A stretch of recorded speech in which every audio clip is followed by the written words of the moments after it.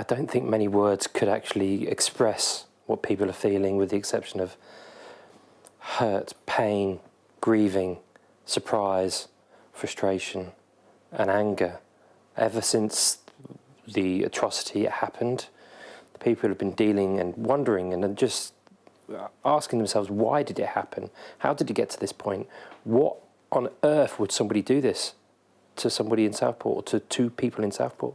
Southport's not known for anything like this. It's probably more known for the only lawnmower museum in the UK, or the longest iron pear, or the second biggest. It's not known for anything like this, and now it is. So over the last 5 months, people are coming to terms with just why this atrocity has happened. How did the events of that day affect you? I remember going to the gym first thing in the morning the next day and just not able to do anything. I'm on the treadmill and I'm trying to focus, and I'm crying, and I'm the only person there who's not working out, who's not doing it. And it affected me the way that I didn't know what to think. I didn't know how to feel. Somebody had come into my town and done these atrocities, done this hideous crime that, you know, if you speak to any of the people in Southport, this sort of thing doesn't happen here. Marc, do you think Southport will ever recover from what happened here? I think it will recover, and unlike with the grieving process, that if a relative or somebody close to you dies, it does take time. And I guess it's the trauma thing of ups and downs, and things will, little traumas or little T's or big T's, to say what affects you more going forth. And people will get on, and people will start coming back to Southport. And I mean, if you walk down the high street and if you walk to our parks and the schools and everything, people are getting on, and people are getting on with their own lives. But it's been tainted. It's been tainted from the actions of one individual, and obviously the rioters the next night. And we are getting on, and we are grieving. This week, Southport was steeling itself for a trial, a long trial, having to relive the trauma of the events of the summer. That all changed on Monday when a guilty plea was entered.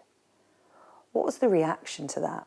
Because you were getting ready for the long haul, steeling yourself mentally for that.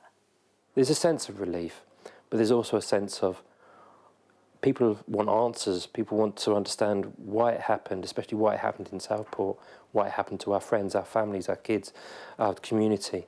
Because it makes no sense in my world, in my life, because these sort of things don't happen around the corner from where we live.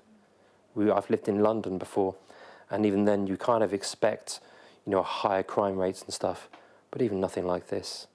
So there's a general feeling of, I guess, frustration, and there will be anger. You've mentioned the riots that took place here in Southport a couple of times in our conversation now. How did that affect the community? Because I know from being here and talking to people at the time, they said to me, not in our name. These people are not from Southport.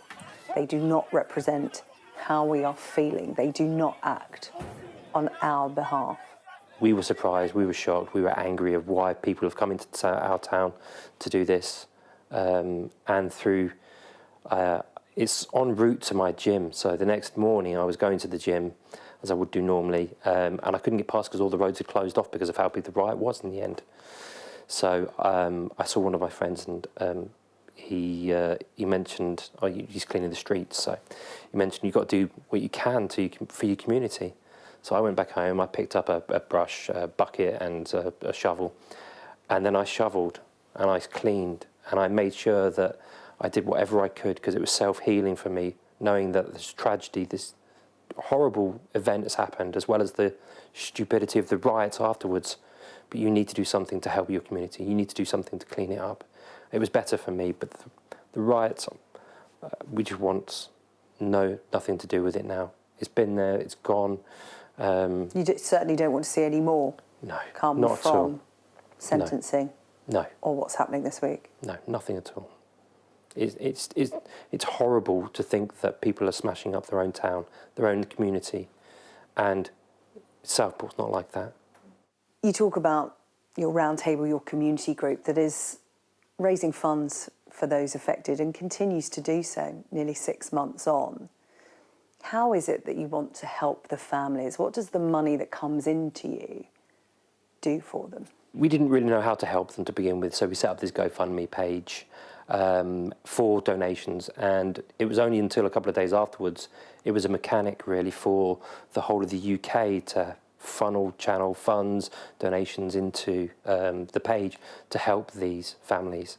The families, we've set aside 2 donations towards them. They've been provided the money, and through doing so, we don't ask where the money's gone. We've spoken to a few of the families, and how we've worded it to our friends, colleagues and relatives is they've used that money to build new memories, to help their families recover from what's happened. A final question, Marc, because a line will be drawn this week after sentencing, and the Southport attacker who came here to attack your community will go to prison for a long time.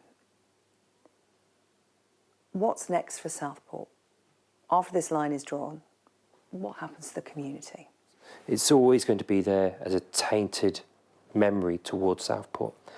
But what's next is rebuilding and moving on and trying to live our lives and be part of the community more. So for the Southport Heads of the Round Table, we'll be putting on further events this year and just bringing smiles and joy to the people.